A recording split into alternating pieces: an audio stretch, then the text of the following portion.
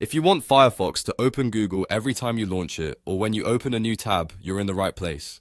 In this quick tutorial, I'll show you exactly how to make Google your homepage on Firefox in just a few simple steps. This is a great setup if you want faster access to search, news, Gmail, YouTube, or anything else you use Google for every day. And before we jump in, if this video helps you out, please hit that like button and subscribe for more easy software tutorials just like this.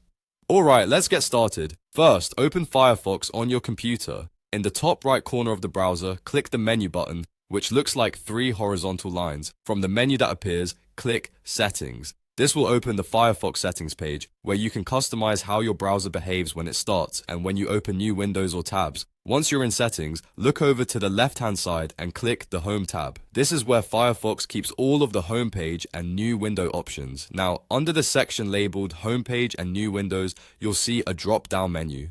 Click that drop-down and choose Custom URLs. This tells Firefox that you want to use your own website instead of the default start page. After that, select the option that lets you choose a specific site.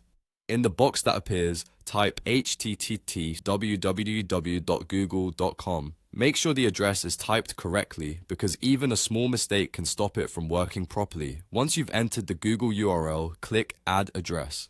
Firefox should now save Google as your homepage. Depending on your Firefox version, the change may apply to your homepage, your new tab page, or both. So it's always a good idea to test it right away. To check, close settings, then open a new Firefox window or click the home button if you have one enabled. If everything was done correctly, Google should load automatically. And that's it. You've successfully made Google your homepage on Firefox. It only takes a minute, but it can make your browsing experience a lot faster and more convenient every single day.